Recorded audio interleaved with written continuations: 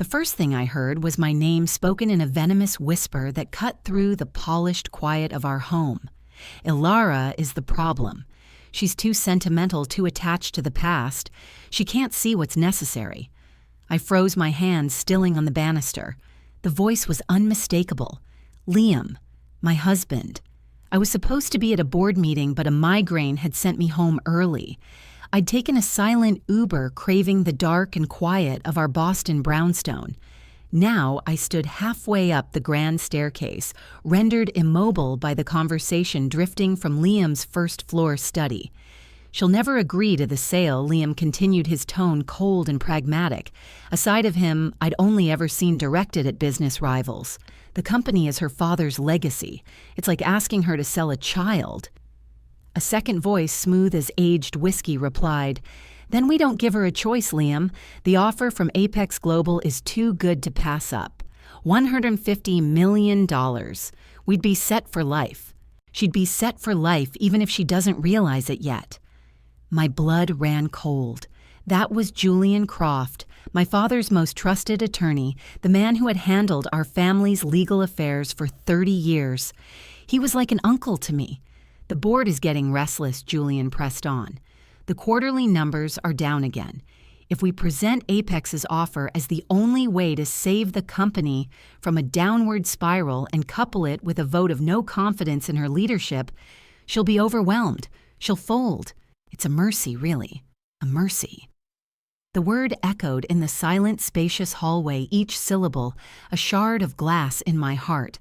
I clutched the wooden banister, my knuckles turning white. Sterling and Shaw, the publishing house my grandfather founded and my father built into an empire, wasn't just a company to me. It was my birthright, my life's work, the last tangible connection to my parents who had died in a car accident 5 years ago. And these two men, my husband of 12 years and my father's oldest friend, were plotting to tear it from me. "We need to move before she gets suspicious," Liam said, his voice dropping even lower.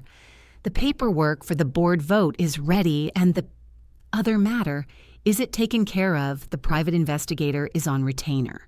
Julian confirmed, a grim satisfaction in his tone. "1 week of surveillance and we'll have all the leverage we need. A picture of instability is easy to paint. Late nights at the office can be framed as something much darker, especially for a woman in her position." I felt a wave of nausea, so violent I had to press a hand to my mouth. They weren't just planning a corporate coup, they were preparing to assassinate my character, to fabricate a narrative that would make me look unfit, unhinged, to make the world believe that selling was for my own good. I couldn't breathe. The walls lined with family photos, our wedding day vacations in Nantucket, laughing with my parents, seemed to close in on me. This house, this life, was a beautifully crafted lie. I had to get out. Backing down the stairs with the silent, careful steps of a ghost, I slipped out the front door and into the crisp autumn air. I walked for blocks, my mind a whirlwind of panic and betrayal. What other matter? What leverage did they think they could find? I was a 40-year-old woman who dedicated her life to books and her company. My vices were strong coffee and late-night reading. But as the initial shock began to recede, a cold, hard clarity took its place. They thought I was sentimental, weak. They thought I would fold. They had no idea who they were dealing with. My name is Ilara Sterling.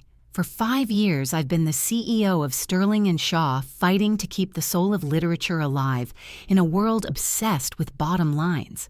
Liam, with his MBA and ambition, had always been my partner, my supporter, or so I'd believed. Julian had been the keeper of my father's will, the steady hand guiding me through the legal labyrinth of inheritance. Now they were the enemy. I ended up at a small, anonymous park overlooking the Charles River. I watched the water ripple the city's skyline, a testament to ambition and power, the very forces now arrayed against me. I couldn't confront them. Not yet.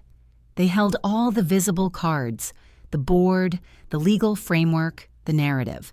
But I had my own assets, my intelligence, my knowledge of the company they so desperately wanted to sell, and a secret of my own, one I'd kept even from Liam. My father, a brilliant but paranoid man, had left me more than just a company. He'd left me a failsafe. I pulled out my phone and scrolled past Liam's name, past Julian's, to a number I hadn't dialed in over a decade. A number belonging to a man my father had once called his insurance policy. A man who operated in the shadows far from the polished world of corporate boardrooms. It rang twice before a calm, deep voice answered. Ilara. He'd known it was me. Of course he had. Caleb. I said, my voice steadier than I felt. I need your help. They're trying to take everything. There was a pause, the faint sound of a pen scratching on paper. Tell me everything he said, and don't leave a single detail out. And so sitting on that cold park bench, I began to speak. I laid out the conspiracy I'd overheard piece by poisonous piece. The planned sale to Apex Global, the vote of no confidence, the private investigator, the chilling mention of leverage.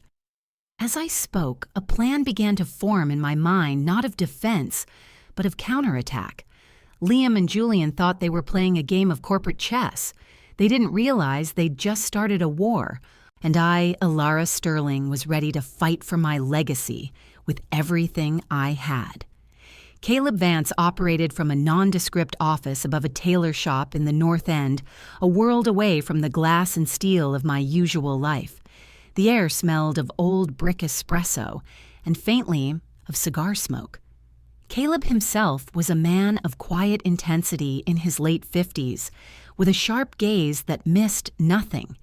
He'd been my father's fixer, the person he turned to when the legal avenues weren't enough, or when he needed to know the truths that people hid behind polished smiles. Your father always said this day might come. Caleb said, his voice a low rumble as he poured me a cup of black coffee. He pushed a file across his worn wooden desk. Julian Croft has been skimming from the estate's legal funds for years, small amounts cleverly hidden. Your father knew. He just never had the heart to confront his old friend. He said it was a lifeline, not a noose. I opened the file. Inside were spreadsheets, bank transfers, documented proof of embezzlement that stretched back a decade. It was a start, but it wasn't enough. This would disgrace him, but it wouldn't stop the sale. Julian would just be replaced by another lawyer on Apex's payroll. Then we need to think bigger, Caleb said, steepling his fingers. The leverage they're trying to find on you. Any idea what that might be? I shook my head, a fresh wave of anxiety chilling me. I have no secrets, Caleb. My life is an open book, a boring one. Everyone has secrets, Ilara, even if they're not the ones they think. He leaned forward. The private investigator they hired is a man named Silas Thorne. Nasty piece of work. Specializes in manufacturing scandals. He'll follow you dig through your trash talk to your old colleagues. He'll look for anything an old college boyfriend, a prescription for anxiety medication, a donation to a controversial cause. He'll twist it into a narrative of instability. The thought made my skin crawl. So what do? We beat him at his own game, Caleb said, a grim smile touching his lips. We turned the camera back on them. Let's see what Liam and Julian do when they're the ones in the spotlight. For the next week, I played my part perfectly. I went to the office, presided over meetings, and smiled at Liam across the dinner table. It was the hardest performance of my life. Every kind word from him felt like a razor blade wrapped in silk. Every avuncular smile from Julian made my stomach turn. I was living in a house of mirrors, and I couldn't trust any of the reflections. Meanwhile, Caleb's network went to work. He had people watching Thorne, the investigator, effectively making him follow a ghost. He had digital experts tracing the flow of money from Apex Global into shell companies that linked back to Julian. And he had a young, discreet woman named Maya, a former FBI profiler, digging into Liam's past. It was Maya who called me one evening while I was pretending to review manuscripts in my home office. Ilara. I found something, she said, her voice crisp and efficient. It's about Liam's first wife, Isabel. I froze. Liam rarely spoke about Isabel. Their marriage had ended years before we met, a brief, youthful union that he described as a mistake. She had died in a sailing accident off the coast of Maine not long after their divorce. He said it was a tragic chapter he'd long since closed. What about her? I asked, my throat tight. The official report called it an accident. A sudden squall, she was knocked overboard, body never recovered, Maya explained. But I pulled the insurance filings. Liam collected a $2 million life insurance policy on her. And the boat's mechanic, a man who has since relocated to Portugal, gave a statement at the time that he'd recently fixed a faulty latch on the Lifeline gate, the very gate she supposedly fell from. He was never re-interviewed. The world tilted. $2 million. A faulty latch. A body never found. It was a constellation of facts I had never connected. Was it possible? Was the man I'd shared my life with the man who now held my heart in his hands, ready to crush it, capable of something so much darker than corporate betrayal? This is just circumstantial, I stammered, trying to steady my racing heart. It is, Maya agreed. But it's a pattern. Liam engages in relationships with women who have wealth or assets, and he emerges from the aftermath with those assets consolidated in his name. You are by far his biggest prize. I ended the call and walked to the window, staring out at the city lights. The man I loved was a stranger. The grief was so profound it felt like a physical weight, but beneath the grief, anger was crystallizing into a diamond-hard resolve.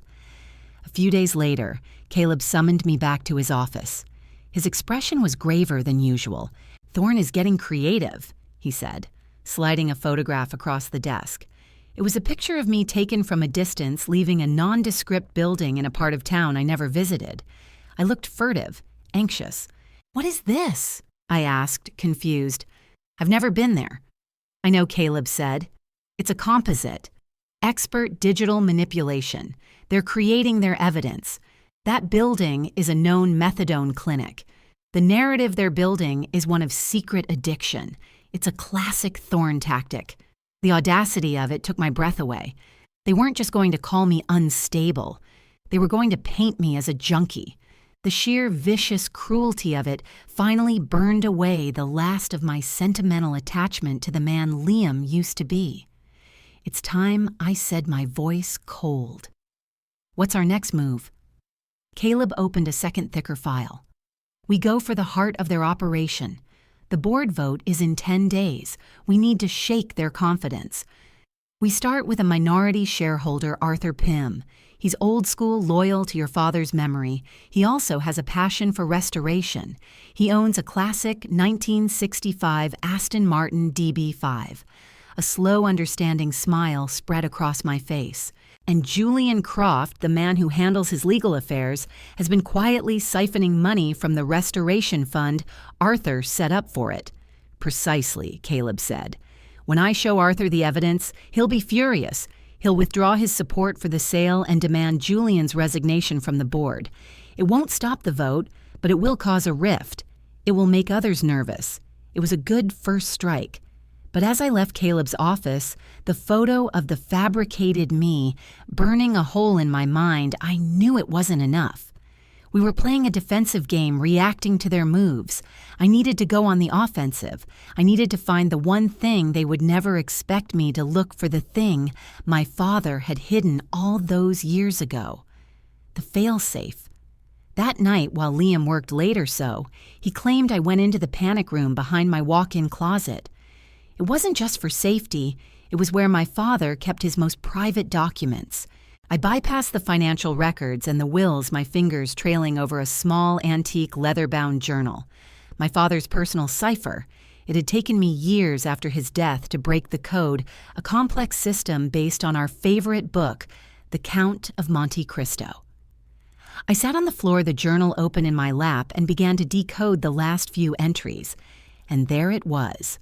A reference to a safety deposit box, not at our usual bank, but at the First Federal Trust on Boylston Street. A box listed under the name Dante. He'd left me a key taped behind his portrait in the study years ago, a curious heirloom I'd never understood. The next morning, I stood in the vault of First Federal Trust, the small, cold key in my hand. I slid it into the lock of box 113. It turned with a smooth, well-oiled click. Inside there was no stack of bonds or piles of cash. There was only a single sealed manila envelope. My name was written on it in my father's precise handwriting. With trembling fingers, I broke the seal and pulled out the contents. There was a letter and a single faded photograph. I read the letter first, and with every word, the world I thought I knew shattered and reassembled into something far more terrifying and far more dangerous than I could have ever imagined. My dearest Ilara, if you are reading this, then the wolves are at the door. I feared this day would come. I built Sterling and Shaw with my heart and soul, but that kind of passion attracts both the loyal and the predatory. I have long suspected that Julian's loyalty is to the purse, not the person, and that Liam's affection for you is intertwined with an ambition that knows no bounds. But what I must tell you now is more painful than any corporate betrayal. It is a truth I have kept from you to protect you, but now protection lies only in the light. The photograph. Look at it. My hands were shaking so badly the paper rattled. I set the letter down and picked up the photograph. It was a candid shot taken in what looked like a university library. A younger, vibrant version of my father had his arm around a beautiful woman with dark curling hair and a laugh that seemed to leap from the faded image. She was holding a baby no more than a few months old, swaddled in a pale yellow blanket. They looked blissful, a perfect little family. But it wasn't my mother. The woman was a stranger. A cold dread began to pool in my stomach. I forced my eyes back to the letter. Her name was Isabella Rossi. I met her during my postgraduate year at Cambridge. She was brilliant, fiery, and she loved poetry with a passion that mirrored my own. Your mother, Catherine, was my fiancée back home, arrangement our families had long expected. But with Isabella, it was a love that felt destined. We had a whirlwind romance, and she became pregnant. We planned to tell Catherine to break off the engagement to build a life together. But then my father died suddenly. The burden of the family business fell entirely on me. The pressure from my mother, from Catherine's family, from the board, it was immense. I was weak, Ilara. I was a coward. I left Isabella in Cambridge, returned to Boston, and married Catherine. I provided for Isabella, financially setting up a trust for the child. She named him Julian Rossi Croft. The floor dropped out from beneath me. I gasped, the sound echoing in the sterile silence of the vault. Julian Croft was my half-brother. The man I'd called uncle my entire life. The man who had handled my father's estate, who had comforted me at my parents' funeral, was my father's secret son. The pieces of my life spun and crashed into each other, forming a horrifying new mosaic. This wasn't just about money. This was about legacy, about birthright. I read on my father's words, now feeling like a confession from the grave. I never acknowledged him publicly. It was the greatest regret of my life. I think Isabella never fully forgave me. She raised Julian with the knowledge of who his father was, but also with the bitterness of my abandonment. She died when he was 20, and I helped him through law school, brought him into the business, hoping to assuage my guilt. I thought I could control the resentment I saw growing in him. I was wrong. He knows the truth, Ilara. He has always known. And I believe he has always felt that Sterling and Shaw, the entire empire, is rightfully his.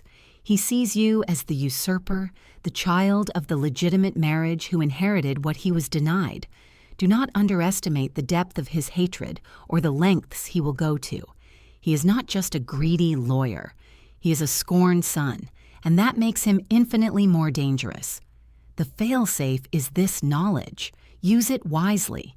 He has built a life, a reputation. The scandal of his illegitimate birth, the story of my abandonment, would ruin him in the old money circles he so desperately wants to be part of. It is a nuclear option, my dear, but it is yours if you need it. Be strong. Be the woman I know you are. Fight for our legacy.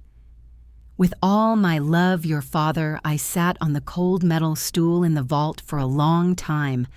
The letter and photograph held loosely in my hands. The hum of the bank's climate control system was the only sound. Julian, my brother. The word felt alien poisonous. All the petty rivalries of childhood, the competing for my father's attention, took on a new sinister meaning. He hadn't been a devoted family friend. He'd been a rival heir forced to watch from the sidelines as I was given everything he believed was his. This changed everything. Caleb's plan to expose Julian's embezzlement was a firecracker. This was a thermonuclear bomb. But my father was right. It was a last resort.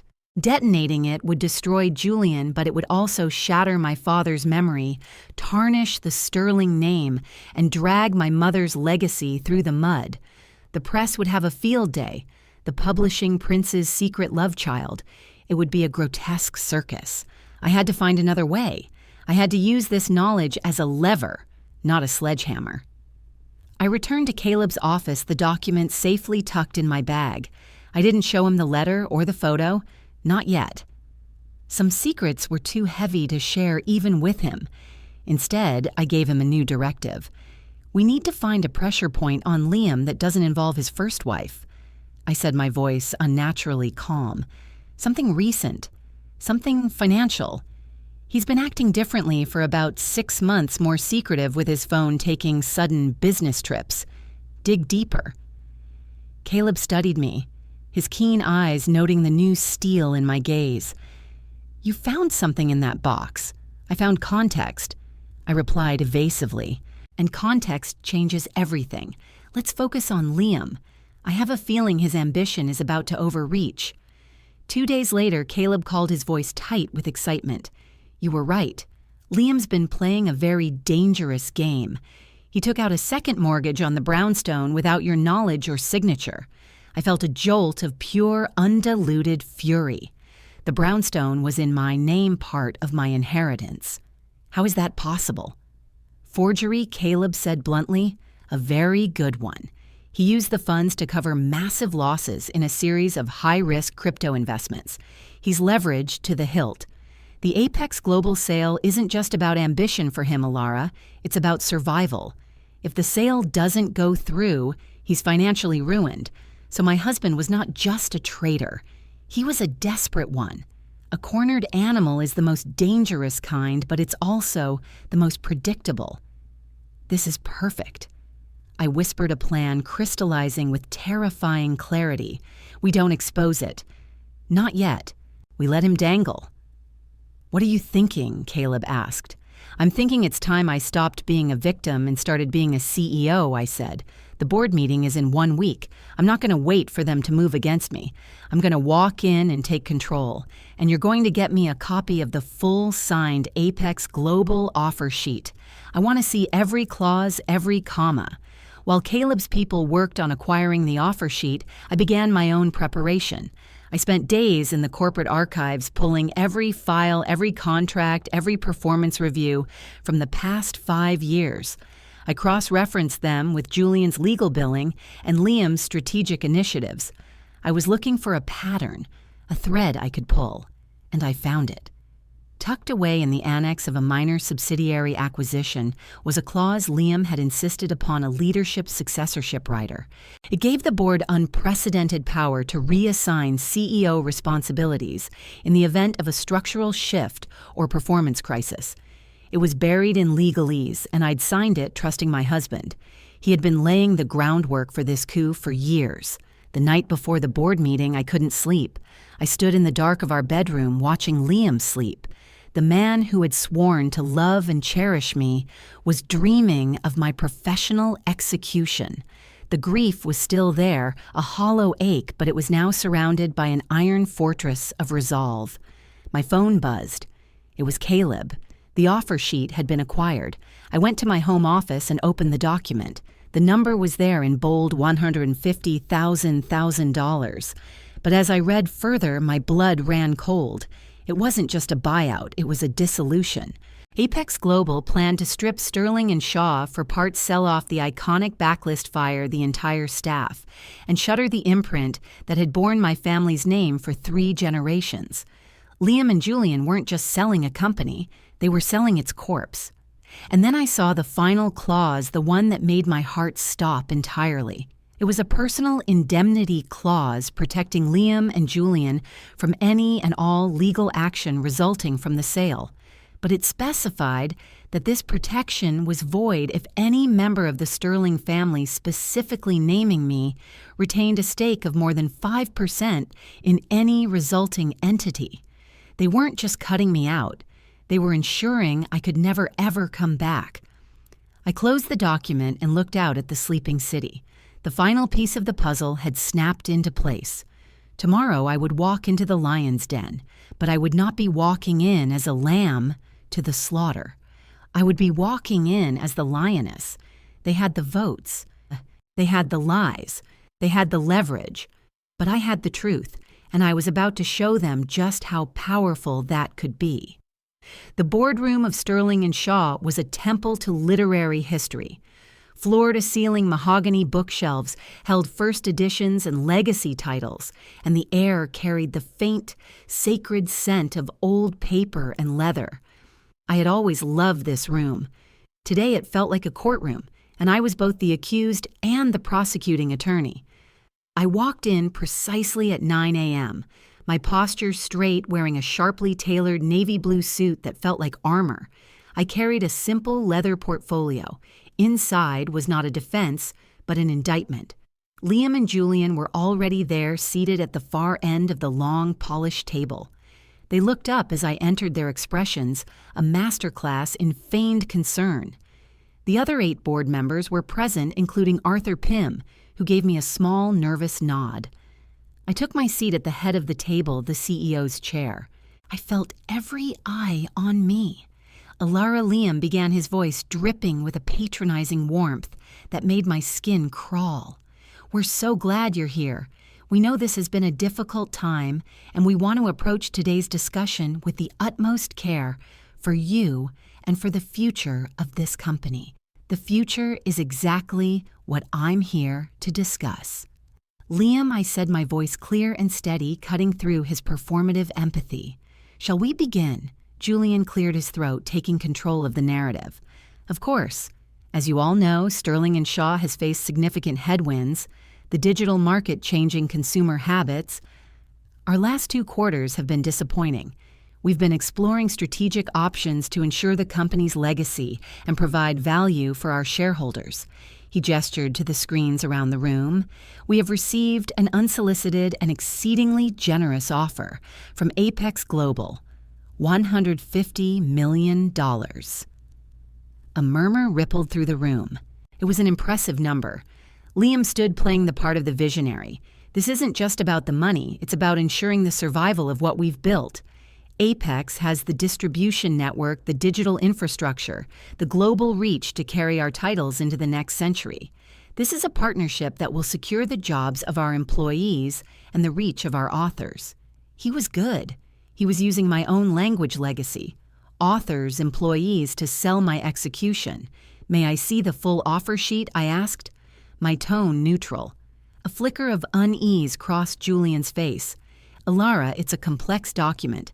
We can have the lawyers brief you on the salient points." "I'm sure I can manage, Julian. I have been running this company for 5 years." I said, not breaking eye contact. "The full offer sheet, please." Liam nodded tersely to an assistant who pulled it up on the main screen. There it was in all its grim detail. I let the board members read it for a moment, watching their faces as they absorbed the reality. "It appears," I said, standing and walking to the screen, "that Apex Global does not intend a partnership. According to Section 4B, they plan to consolidate imprints and integrate assets, which in plain English means they will shutter Sterling and Shaw, sell off our backlist to the highest bidder, and terminate the employment of 70% of our staff within 60 days. The room erupted in concerned chatter. "That's a standard clause in these types of acquisitions," Julian insisted, his composure cracking slightly.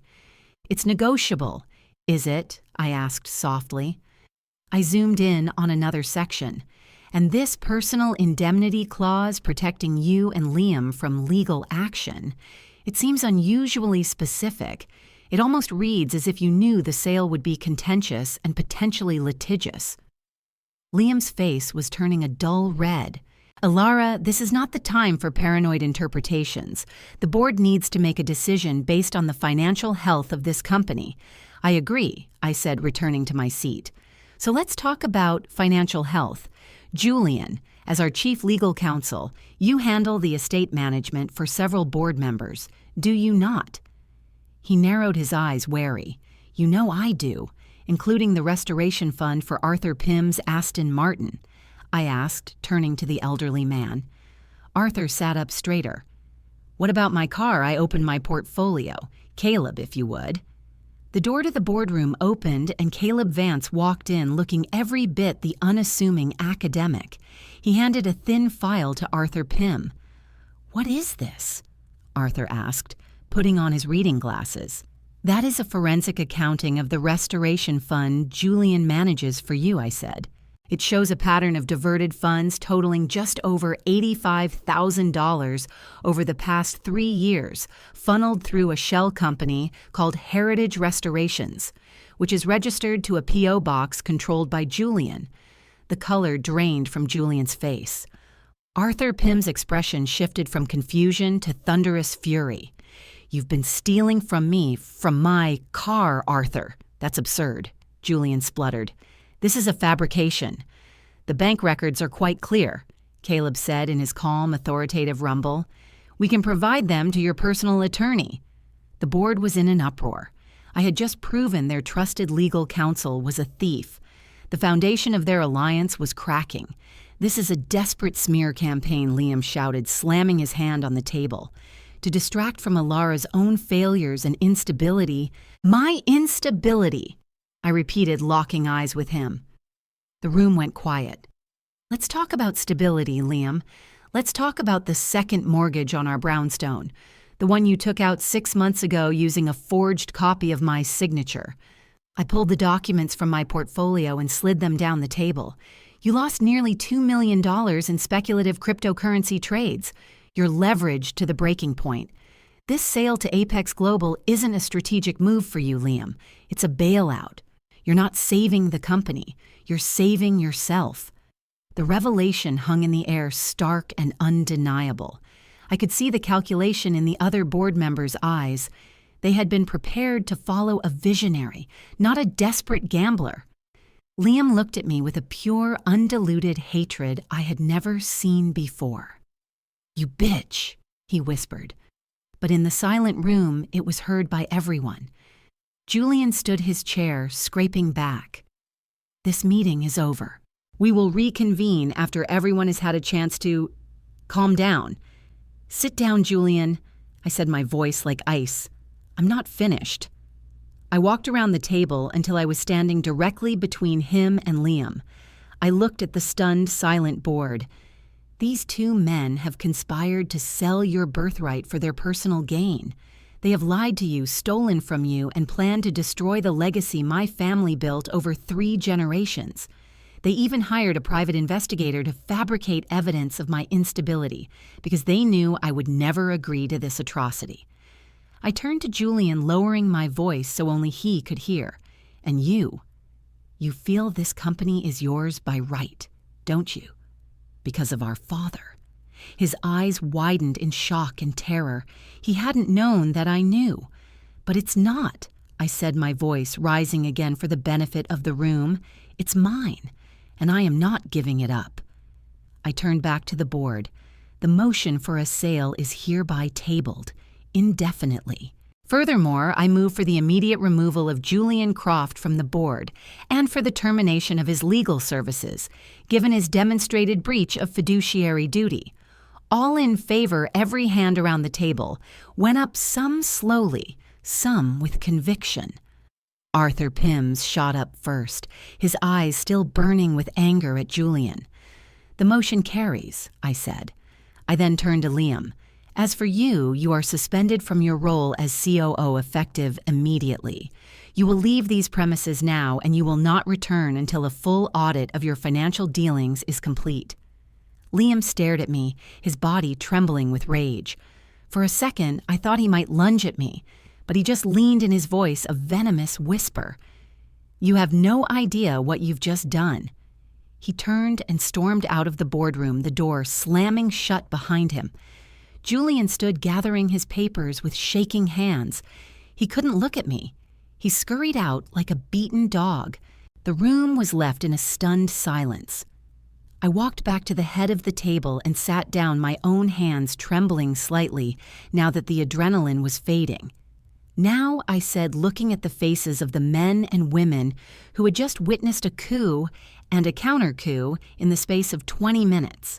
"Let's talk about how we really saved Sterling and Shaw. I had won the battle. The company was still mine.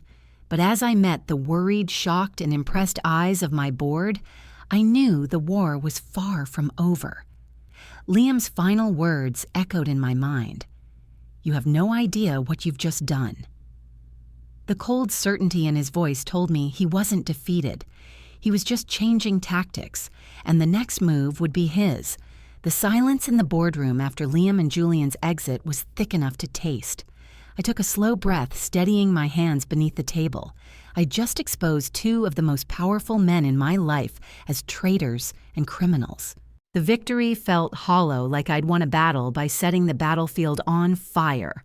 "Well," Arthur Pym said, breaking the tension, "I believe we owe you a debt of gratitude, Alara. You've uncovered a viper in our nest." His eyes, still sharp with anger, swept the room. "I move we table any discussion of a sale permanently and focus on supporting our CEO in righting this ship." There were nods of agreement, some more enthusiastic than others.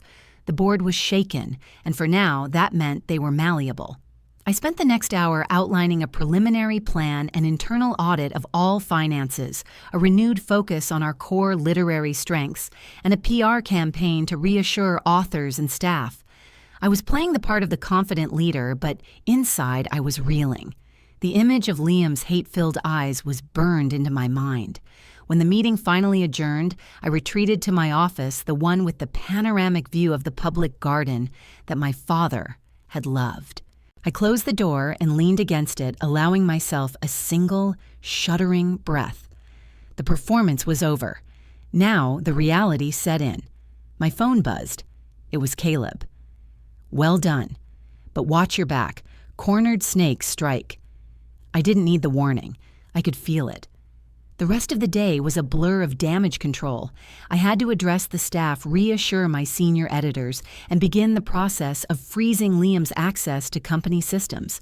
Every time my phone rang, my heart leaped into my throat, expecting it to be him, threatening pleading or worse. But he was silent. That was more frightening. It was past 8 p.m. when I finally left the building. The autumn air was cold, a fitting match for the ice in my veins. I had instructed my driver to take me home, but as we approached the brownstone, I saw that every light was on. My heart sank. Liam was there. I considered turning around, checking into a hotel. But this was my home. I would not be driven from it. I walked inside, my heels clicking on the marble foyer. The house was a mess. A broken vase lay in shards near the staircase, and a wine stain bloomed like a bloodstain on the silk wallpaper.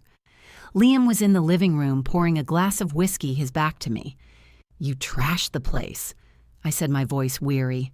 How cliché. He turned slowly. The charming, boyish handsomeness I had loved was twisted into a mask of fury and alcohol. "Cliché. You orchestrated a public execution in there, and you're worried about clichés. I exposed the truth, Liam. That's all." "The truth?" He laughed, a harsh, ugly sound. "You have no idea what the truth is. You think this is over? You think you won." He took a step toward me. "I built that company alongside you. I made the hard decisions you were too soft to make. I deserve that money. I earned it. By forging my signature, by betraying me, I shot back the anger I'd been holding in all day, finally boiling over. You were going to let them fire everyone, destroy everything my family built just to cover your bad bets. It was just business. He roared, throwing his glass into the fireplace. It exploded in a shower of crystal and amber liquid. And now it's personal. He stalked closer, and for the first time I felt a thread of genuine fear. I took a step back. "What are you going to do? Liam hit me."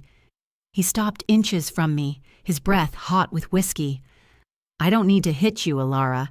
I have something much better." A cruel smile spread across his face. "You remember that investigator Silas Thorne?" My blood ran cold. He's very good at his job. And he found something. Something you've been hiding from everyone, even from me. I stared at him, my mind racing. What could he possibly have found? I had no secrets. "I don't know what you're talking about." "Don't you—" He pulled out his phone, tapped the screen, and held it up to my face. It was a photograph, grainy, taken from a distance.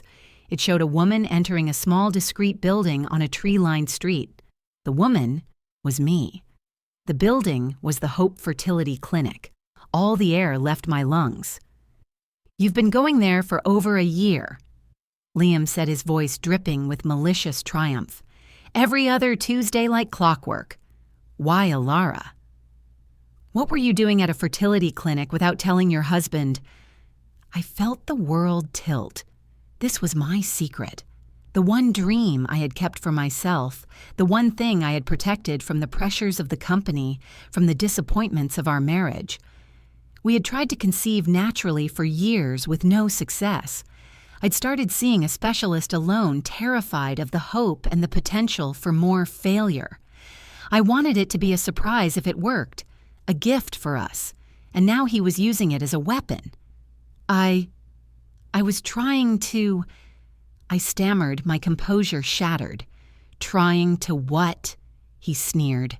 "Have a baby without me, or were you there for another reason? Perhaps harvesting eggs, maybe even using a donor." His eyes lit up with feigned shock. "My God, that's it, isn't it? You were planning to have a child without my knowledge, without my consent.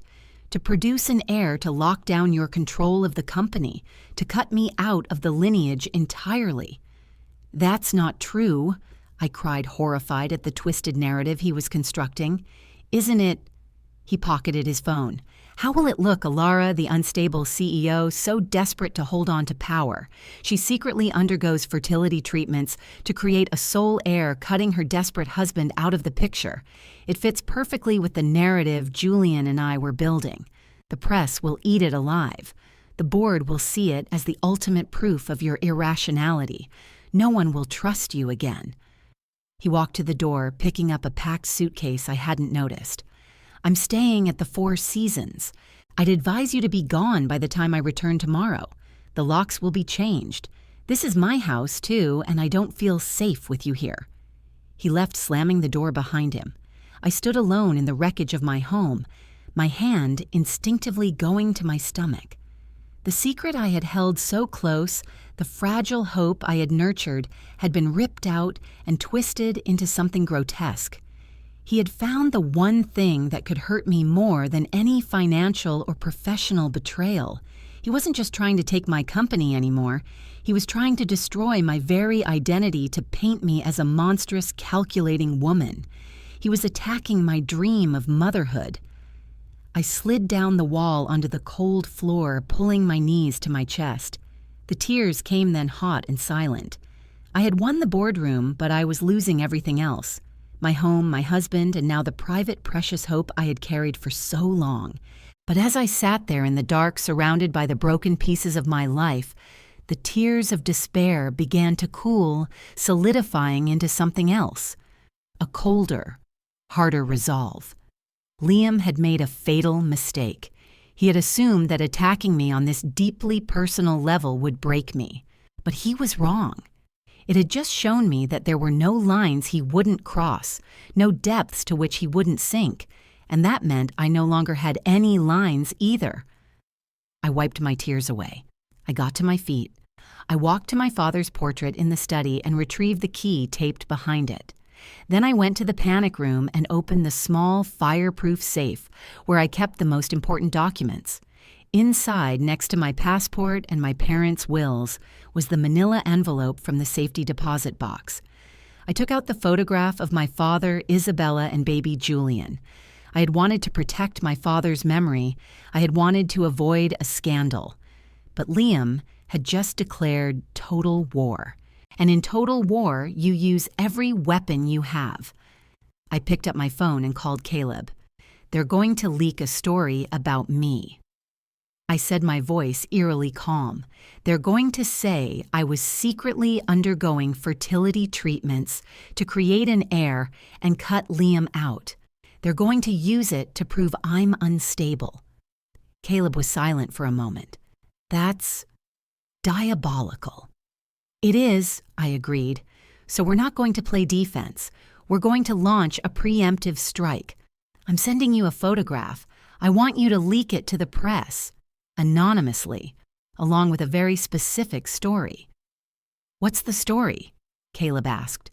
The story, I said, looking at the image of my half-brother, is about the late, great Charles Sterling's secret first family, the son he never acknowledged. The son who, consumed by a lifetime of bitterness, conspired with a greedy husband to steal the company that was never his. We're going to frame this entire takeover attempt as the vengeful plot of a scorned, illegitimate heir. I could almost hear Caleb's grim smile over the phone. It's a hell of a story. It's the truth, I said, and it's time the world knew it. Let's see how Julian Croft likes being the one in the spotlight. I ended the call and looked around the shattered living room. The battle lines were redrawn. The stakes were now my name, my legacy, and my future. Liam and Julian had thought they could break me with my most personal secret. They had no idea that they had just handed me the key to breaking them. The story broke at 6 a.m. the next morning, dominating the digital front pages of every major business and culture outlet. The headline in the Boston Globe was typical: Publishing Scandal Sterling and Shaw Heiress Fights Coup from Father's Secret Son. Caleb had done his work masterfully. The leaked package contained the photograph of my father with Isabella and baby Julian, digitally enhanced for clarity, along with a meticulously sourced narrative. It didn't feel like a salacious tabloid piece. It read like a tragic epic. It detailed my father's Cambridge romance, his forced return to a society marriage, his lifelong financial support for Julian, and his ultimate regret. Then it pivoted to the present framing, Julian's actions not as mere greed, but as a decades-long campaign of vengeance by a spurned heir against the legitimate daughter who inherited his birthright. The effect was instantaneous and nuclear. My phone began ringing off the hook reporters concerned, authors, shocked friends. I ignored them all. I was already in my temporary apartment, a sleek, anonymous high-rise Caleb had secured for me, watching the fallout on a muted television while drinking black coffee. The screen showed a crowd of reporters already gathered outside Julian's Beacon Hill townhouse. By 8 a.m., the board had issued a unanimous statement fully backing my leadership and condemning the fraudulent and personally motivated actions of Julian Croft. Arthur Pym gave a brief, fiery quote to a reporter on the steps of our building, calling Julian a thief and a snake. The tide of public opinion which Liam and Julian had hoped to turn against me was now crashing down on them with immense force. My first call of the day was from a number I didn't recognize. I let it go to voicemail. A moment later, my phone buzzed with a text from the same number. "It's Julian. We need to talk." I stared at the message. The sheer audacity. I didn't respond. Let him sweat. An hour later, another text came through. "Ilara, please, you've made your point. I'm ruined. My firm is dropping me. My clients are fleeing. Let's talk about a truce." A truce. Now he wanted a truce. I finally typed a reply. "There is no truce. There is only consequence." His response was immediate, the text vibrating in my hand with what felt like frantic energy. "You don't have all the pieces. There are things about our father you don't know, things that could destroy his memory forever. Meet me. The old wharf at the end of Lewis Street. Noon, come alone. I showed the text to Caleb, who had arrived to brief me. It's a trap, he said flatly. Of course it is, I replied. But he's desperate. Desperate men make mistakes, and I want to look him in the eye when he falls. I'll have a team nearby, Caleb said. You won't see them, but they'll be there. The old wharf was a decaying finger of wood stretching into the gray churning water of the harbor. The air was thick with the smell of salt diesel and dead fish. It was a place for endings, not conversations. I saw Julian standing at the very end, his coat collar turned up against the wind, looking diminished, a ghost of the powerful man he'd been just yesterday. I walked toward him, the weathered planks groaning under my feet. You shouldn't have come alone, he said, as I approached his voice, raspy. I'm not as naive as you think, I said, stopping a few feet from him. You said you had information. He turned to face me. His eyes were bloodshot, his face etched with a profound exhaustion. But beneath it, I could still see the old resentment of banked fire waiting for oxygen. You think you've won, he said. You think you've protected his precious legacy, but you've just smeared it. You've told the world that Charles Sterling was a coward who abandoned his child. He was, I said coldly, and you are proof of that. I didn't smear him. I told the truth, something you've built your entire life on avoiding. A bitter smile twisted his lips. The truth. You want the real truth. Our father didn't just abandon me, he destroyed my mother. The wind whipped between us, carrying his words away. After he left, she was broken. She never recovered. She drank herself to an early grave, all while writing him letters he never answered. I found them after she died, pleading letters, angry letters, pathetic letters. She loved him until the day she died, and he threw her away like trash. He gave me money, yes, but he took her life. I stood silent, the story landing like a physical blow. I thought of the vibrant woman in the photograph, her laugh frozen in time. I imagined her slow, lonely decline. My father's regret, detailed in his letter, suddenly felt inadequate.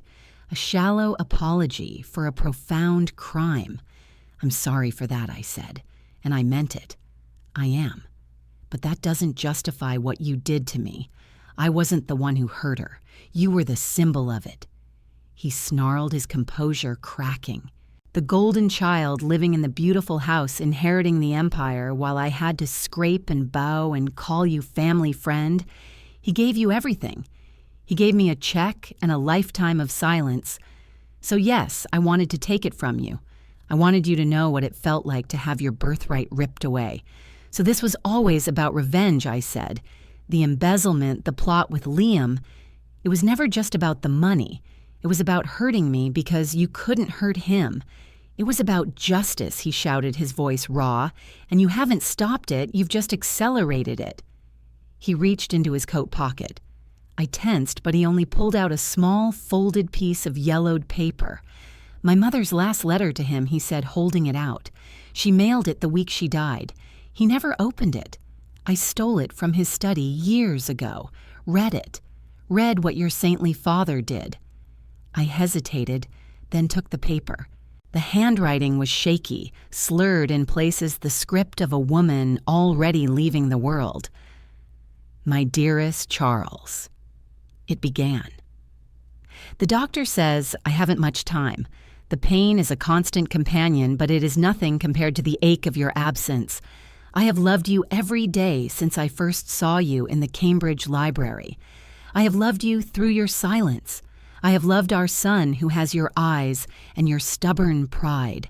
I only pray that one day you will look at him and see not your mistake, but your legacy. Forgive me for my weakness. Forgive me for loving you too much. All I ever wanted was for you to acknowledge him, just once, before I go. Your Isabella. I folded the letter, my vision blurring with tears I refused to shed in front of him. The pain in those words was a living thing even after all these years. My father's cowardice had echoes that stretched across decades, ruining lives, creating the very monster who now stood before me. "He never read it," I whispered. "He didn't deserve to." Julian spat. "But that's not all, little sister. The term was a deliberate poison. Our father's sins weren't just personal. He was a ruthless businessman. He ruined men. He destroyed a competitor, a man named David Shaw, to gain full control of the company." Shaw, the other name on our building. I knew the story. David Shaw had retired early, selling his share to my father after a string of bad investments. "They weren't bad investments," Julian said, as if reading my mind. "Father sabotaged him. He leaked false information about Shaw's financials, started rumors about his mental stability. He drove him to the brink and then bought him out for pennies. Shaw died 2 years later, a broken man. I have the documents. The forged memos, the bribes paid to journalists. I've kept them safe for years." I stared at him, the world shrinking to this rotting wharf, the crying gulls and my brother's vengeful eyes. He wasn't just threatening me with personal scandal anymore. He was threatening to burn the entire company to the ground. "If you release that, you destroy everything he built. Everything you claim is rightfully yours," I said. "I don't care anymore," he cried, his voice cracking with a hysterical edge. "I have nothing left. You took it all, so here is my truce. You call off the dogs. You make a public statement that our disagreement was a misunderstanding. You give me a severance package worthy of a founding family member, or I release the Shaw documents.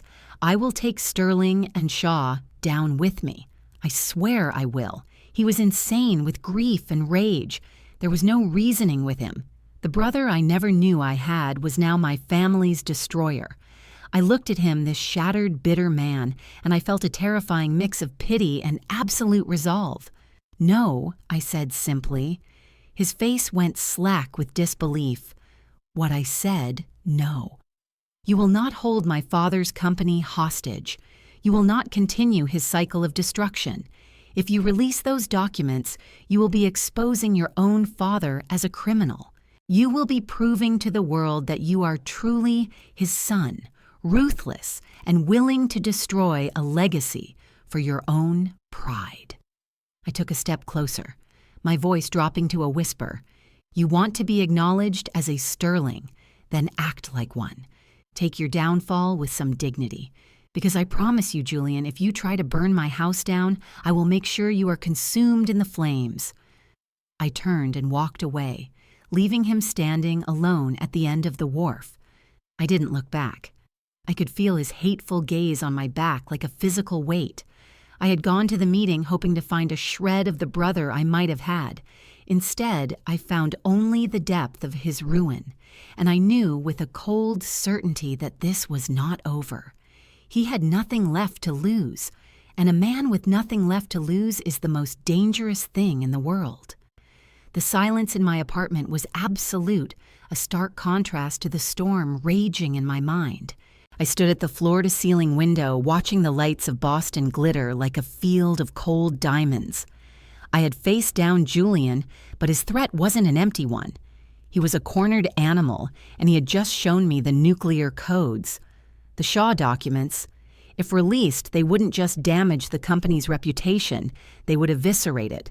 The legacy of Sterling and Shaw was built on a foundation of literary excellence and familial integrity. To reveal that its very genesis was rooted in fraud, sabotage, and the destruction of a man.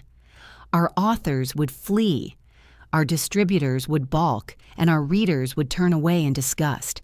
The $150 million offer from Apex Global would vanish. The company would be worthless. My father, the man I had idolized, was a fraud in his own right, a coward in love, a predator in business. The weight of his sins was now mine to bear, mine to somehow fix. My phone buzzed. It was Caleb. "The vultures are circling," he said without preamble. "I'm seeing a spike in encrypted traffic from Julian's known digital haunts. He's preparing to drop the files. He's got them on a dead man's switch, a failsafe.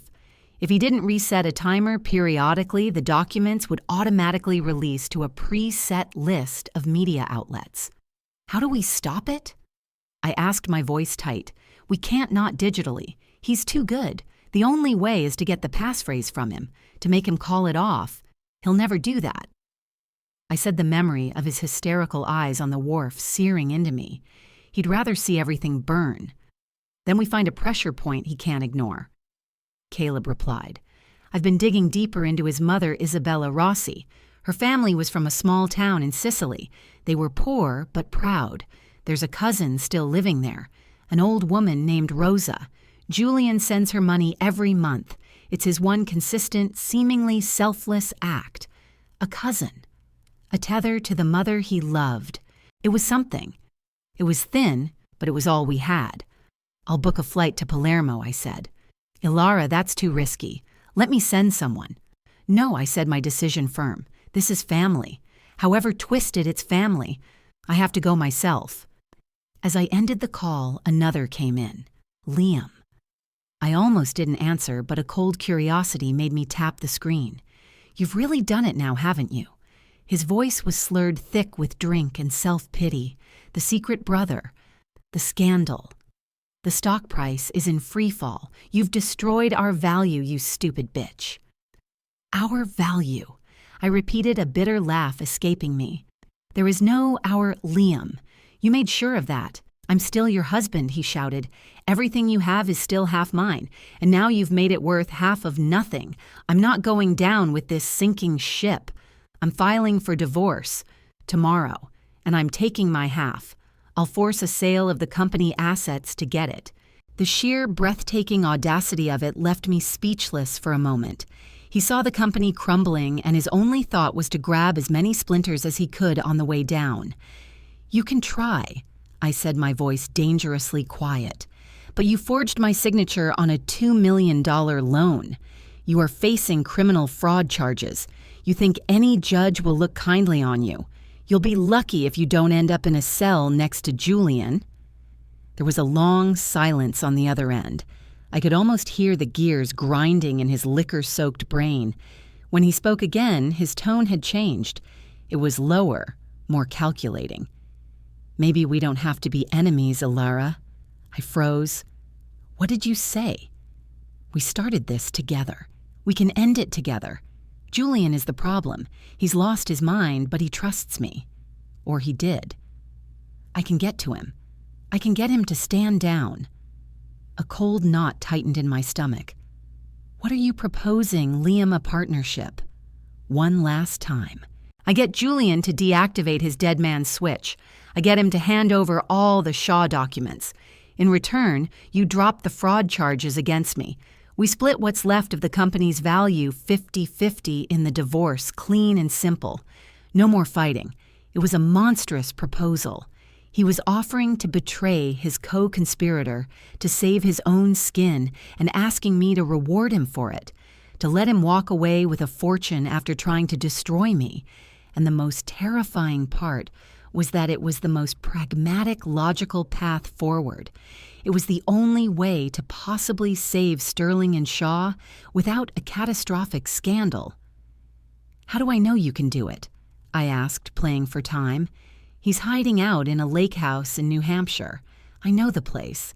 He's scared and he's paranoid, but he'll let me in. Let me go to him. Let me fix this for us. For us. The words were a profanity. I'll consider it, I said, and hung up before he could say another word. I stood there trembling, caught between two abysses. On one side, Julian, who wanted to burn the world down. On the other, Liam the serpent offering a poisoned chalice of salvation. I called Caleb back. Cancel the flight to Sicily.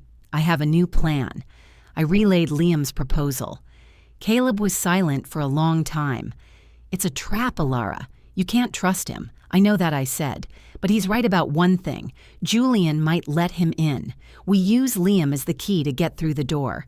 You have your team ready. The moment Liam gets the passphrase or the documents, we move in. We take them both. It's incredibly risky. Liam could double-cross you the second he has what he needs. He will, I said, with absolute certainty.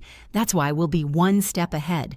I'm not just sending you, I'm coming with you. No, absolutely not. It's too dangerous. It's my legacy, Caleb. my family. I started this in that boardroom. I'm going to finish it in that lake house. 36 hours later, I was huddled in the back of a blacked-out SUV, rumbling along a dark wooded road in the White Mountains of New Hampshire. Caleb was driving, and two of his most capable operatives were in the vehicle behind us. The air was cold and sharp-smelling of pine and decay. Liam had gone in an hour ago. We'd fitted him with a wire, a simple, nearly undetectable device. We could hear everything. The lake house was a modest A-frame dark, except for a single light in the main room. Through the wire, we heard the tense greeting, the offer of a drink. Julian's voice, ragged and paranoid. "She's ruined us, Liam." Julian was saying his words slightly slurred. "But I have the key to the kingdom of hell. One click and it all burns." I know, Liam soothed. "But burning it down doesn't help us. We need to think. We can still salvage this. We can use the documents as leverage to get her to pay us off. A quiet settlement. We walk away with millions each, no messy public trial." He was good. He was playing the part of the pragmatic partner perfectly. "No, it's not about the money anymore." Julian cried, and we heard the sound of a glass breaking. "It's about him. It's about making the world see what he was. I want his name dragged through the mud for eternity." "Then let's do it together, Julian," Liam said, his voice dropping to a conspiratorial whisper. "But let's be smart. Give me the passphrase. Let me safeguard it. If something happens to you, the truth still gets out. We'll be a team to the very end." There was a long silence. I held my breath, pressed against the cold window of the SUV, staring at the lone light in the cabin. "You're right," Julian said, his voice suddenly calm, eerily so. "We're a team. Brothers in a way. Both betrayed by a Sterling." We heard the sound of typing on a keyboard. "The passphrase is, Isabella's promise," Julian said. "All caps, no spaces. The timer is set for 6 a.m. If I don't reset it, the world learns the truth about Charles Sterling." I let out a shuddering breath. We had it. "Good," Liam said. Then his tone changed, turning cold and flat. "Now hand over the laptop, Julian." A beat of stunned silence. "What the laptop? I'm not leaving it with you. You're too emotional. You'll do something stupid and get us both killed. I'm taking control of the situation." "No," Julian whispered, and then his voice rose to a shriek. "You're betraying me too. You're working with her." The wire erupted with the sounds of a struggle, grunts, the crash of furniture, a cry of pain. Now I yelled at Caleb. We burst from the SUV, Caleb and his two operatives moving with silent, lethal speed. I followed, my heart hammering against my ribs. We didn't bother with the front door. One of the operatives kicked in the side door, leading directly into the main room. The scene inside was one of chaos. A table was overturned. Julian was on the floor, his nose bleeding, clutching a silver laptop to his chest. Liam stood over him, his face a mask of frantic violence. "Give it to me, you madman," Liam roared. He didn't see us at first. He was too focused on his prize. "Liam," I said. He spun around, his eyes wide with shock and then dawning fury. "You," he spat. "You set me up. You offered a partnership." I said, my voice cold as the mountain air. I accepted. Caleb moved toward Julian, who scrambled backward like a crab, holding the laptop like a shield. "Stay back. I'll drop it. I'll destroy it." "It's backed up, Julian," I said, taking a step forward. "We have the passphrase. It's over." His eyes, wild and desperate, darted from me to Liam to Caleb. He was trapped. The last of his power was slipping away. Liam saw it too. He saw his last chance at a payoff evaporating. With a wordless roar of rage, he lunged not at Julian but at me. It happened in a blur. Caleb was faster. He intercepted Liam, grabbing his arm and twisting it behind his back in one fluid motion, slamming him face first into the wall. Liam cried out in pain and shock. In that same instant, Julian saw his opportunity. His face contorted into a grimace of triumph and despair. He looked directly at me. "You think you've won," he whispered. "You can't win. The house is always rotten." And before anyone could stop him, he turned and, still clutching the laptop, sprinted out the open French doors that led to the deck and the dark, frozen lake beyond. "Stop him!" I yelled. We all rushed after him, spilling out onto the wooden deck. The night was brutally cold. Julian was already at the end of the dock, a silhouette against the black water. He turned back to look at us one last time. "For you, Mother," he said, his voice carrying clearly across the still air. Then he jumped. The splash was shockingly loud in the silence. We ran to the end of the dock, shining flashlights into the inky water. Bubbles rose to the surface. Then nothing. The laptop and Julian sank into the deep, freezing darkness. We stood there, panting the steam of our breath, pluming in the flashlight beams. It was over. Julian was gone. The immediate threat of the Shaw documents was gone, sunk to the bottom of a New Hampshire lake. But as I stared into the black water, I felt no victory, only a profound, chilling emptiness. The house was indeed rotten from its foundation to its peak, and I was the only one left standing in the ruins. Liam, pinned against the wall inside, began to sob, great heaving sobs of self-pity and terror. I turned away from the water and looked back at the cabin. The battle was won. But the war for my soul was just beginning. The silence after the splash was the loudest sound I had ever heard. It swallowed the sobs from the house, the rustle of the pines, the frantic beating of my own heart. We stood on the dock for what felt like an eternity, flashlights piercing the black water, finding nothing but our own distorted reflections. The lake had taken Julian and the laptop into its deep, cold embrace. There was no body to recover that night. The local police, when they arrived, were somber and efficient. They took our statements, their breath misting in the freezing air. Liam, now silent and hollow-eyed, was read his rights and led away in handcuffs, charged with fraud, forgery, and assault. He didn't look at me as they put him in the squad car. I gave a statement about Julian's mental state, his threats, his final tragic flight. I said nothing of the Shaw documents. Some secrets are better left buried at the bottom of a lake. By the time the sun rose, bleeding pale light over the frozen landscape, it was over. The immediate threat was gone. But as Caleb drove me back to Boston, the emptiness inside me yawned wider. I had saved Sterling and Shaw, but I felt like I had lost everything else. My husband was a criminal.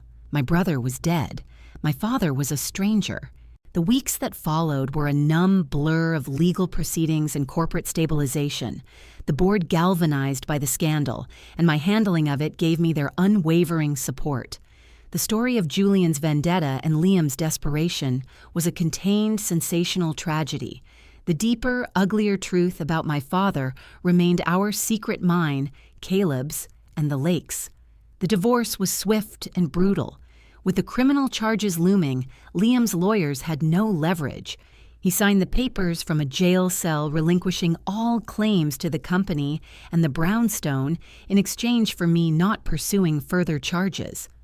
I felt nothing as I signed my name, finalizing the end of a 12-year lie. One afternoon, I found myself standing in front of the Hope Fertility Clinic. I hadn't been back since Liam had weaponized it against me. I walked inside, the familiar scent of antiseptic and anxiety filling my nostrils. The receptionist recognized me and gave me a small, sympathetic smile. I sat with Dr. Evans in her quiet office. "I need to know my options," I said, my voice clear. As a single woman, we talked about timelines, procedures, and probabilities. It was no longer a secret dream, a hidden hope. It was a clinical decision, a choice I was making for myself by myself. The fear was still there, but it was now overshadowed by a fierce, quiet determination. A month later, I boarded a flight to Palermo. I had to see it through. I had to find the last thread of Julian's story, the one tether to the mother he loved. The Sicilian sun was a brutal welcome shock after the Boston gray. The village was a cluster of whitewashed houses clinging to a hillside overlooking a turquoise sea. I found Rosa's house by asking at the tiny post office. She was a small, wiry woman with a face like a walnut and eyes that held a century of sun and sorrow. I introduced myself simply as a friend of Julian's from America. Her eyes, the same dark, intelligent eyes as Isabella's in the photograph, filled with immediate tears. Giuliano, she whispered, using his Italian name. He was a good boy, a sad boy. He sent money every month. For me, for the church. He never forgot his mother's home. I sat with her at her small kitchen table, drinking strong, sweet coffee. She brought out a faded biscuit tin. Inside were more photographs, Isabella as a young girl laughing on these very streets. A studio portrait of her just before she left for Cambridge, her eyes full of dreams. She loved him so much that American Rosa said her gnarled finger tracing the image of my father. She wrote to me about him. She said he was her destiny. When he left, a part of her died here. She tapped her chest. She never came back to life. I showed her the photograph I carried, the one of my father, Isabella, and baby Julian. Rosa wept openly, clutching the picture to her heart. He looked like his mama, she sobbed. He had her smile. I left her with a substantial sum of money, a silent apology from a family that had caused hers nothing but pain. As I walked back down the cobbled street, the weight in my chest felt different, lighter somehow. I had connected a circle that had been broken for decades. I had seen the humanity in the monster, and it made his tragedy and my father's all the more profound. Back in Boston, I began the slow process of rebuilding, not just the company, but myself. I put the brownstone on the market. I couldn't live in that museum of lies anymore. I bought a modern, airy apartment with floor-to-ceiling windows and no ghosts. One evening, I invited Caleb over for dinner. He arrived with a bottle of wine and a look of quiet approval at my new space. "You've done well, Ilara," he said, raising his glass. "You're tougher than your father ever was." "I had to be," I replied. We talked late into the night, about the future, about the company. I offered him a formal, permanent position as head of corporate security. He declined. "My work is in the shadows," he said, "but know that I'm always a phone call away. For you." After he left, I stood at my window looking out at the city. The past was a closed book full of painful, necessary lessons. The future was a blank page. I went to my desk and opened my laptop. I opened a new document. The cursor blinked a tiny, pulsating star in the void, and I began to write. I didn't write a business plan or a corporate memo. I wrote a story. It was about a woman who thought she knew the world she lived in, only to discover that the foundation was rotten. It was about betrayal, resilience, and the painful, complicated legacy of family. I wrote about a brother she never knew, and the father they shared. I changed the names. I changed the settings, but the heart of the story was true. It was my story. I wrote for hours until the sky began to lighten with the dawn. The words flowed out of me, a cathartic torrent I didn't know I possessed. It was the story Alana had never been able to finish for herself. It was the story I had to tell. When I finally stopped, my back ached, and my eyes were dry, but my soul felt clean. I had found my voice not as a CEO, but as a storyteller. The heiress to a publishing empire had finally written her first book. The following week, I stood at the head of the boardroom once more. The room was the same, but I was different. Sterling and Shaw has survived a great storm, I began. But survival is not the goal. Growth is. Our legacy is not just in our past, but in our future. And that future will be built on a new foundation. One of transparency, of artistic courage, and of giving voice to stories that need to be told. I announced the creation of the Isabella Rossi Prize, a prestigious annual award for debut literary fiction, with a generous cash grant. I saw a few board members exchange glances at the unfamiliar name. They didn't need to know. It was enough that I did. I also announced that I would be taking a brief sabbatical to work on a personal project. The surprise in the room was palpable, but there was no resistance. They had seen what I was capable of. They trusted me. Months later, I was sitting in a different kind of chair in a bright, warm room at the fertility clinic. Dr. Evans smiled at me from across her desk. "The procedure was a success, Ilara," she said, her voice gentle. "You're pregnant. Tears welled in my eyes, but they were tears of pure, unadulterated joy. This life growing inside me was not a strategy or an error. It was a choice. It was hope. It was a story that was entirely my own to write. Today, my life is not the one I imagined. The road here was paved with betrayal and heartbreak, but it led me to a truth more valuable than any empire, the knowledge of my own strength. My child will know this story one day. They will know that their grandfather was a flawed man, but that his legacy was one of stories. They will know that their mother fought for that legacy, and in doing so, found herself.